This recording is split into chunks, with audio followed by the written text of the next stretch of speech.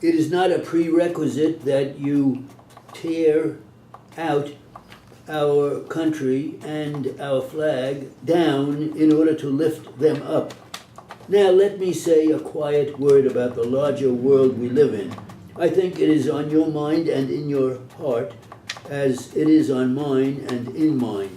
We are in South Vietnam today because we want to allow a little nation self-determination.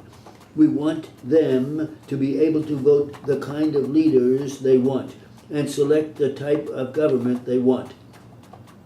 We want them to be free of terror and aggression in doing that, as we want it for ourselves.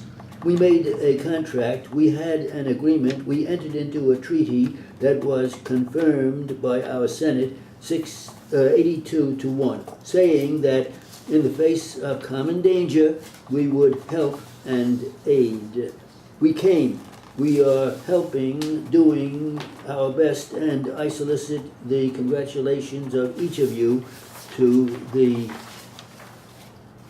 fact that you did do it. The Americans are deeply concerned about the recognition of the right of self-determination. That is what each of you demands for yourself. So let us help your fellow man in other parts of the world to enjoy it too. Self-determination is really the right to live, and that is what we ask for all nations of the Middle East, not just some of them.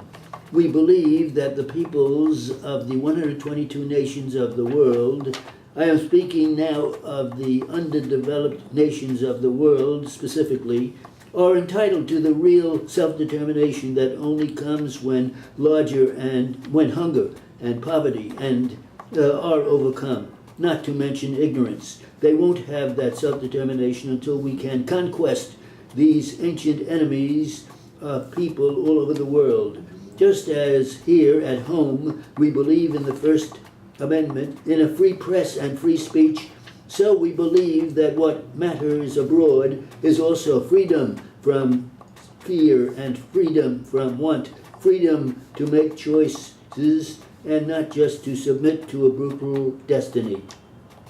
2 days ago, not very far from here, I met with Chairman Kosygin of the Soviet Union. The nations that we spoke for are two of the most powerful nations in all the world.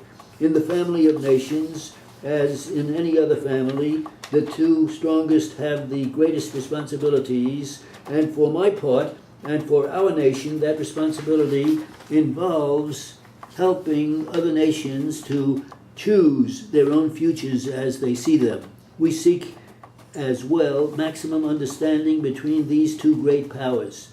For 10 hours, we looked at each other with only the interpreters in a very small room, and though our differences are many, and though they run very deep, we knew that in the world's interest, it was important that we understand, if we could, the motivations as well as the commitments of each other. And we worked at that assignment with determination for those 2 days. We came there to bring about being, understanding, by discussing our respective goals and commitments, and when we left, I believe we had achieved that better understanding.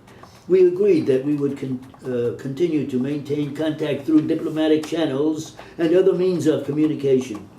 If the young leadership of our country supports us over the long, hard pull that lies ahead, if you can endure the tensions, if you can understand that the air is going to be turbulent at times and the road is going to be bumpy, and if you can, in the words of your own creed, help us to unlock Earth's great treasure, then the doubters will be sent to the rear and the doers will take up the front lines.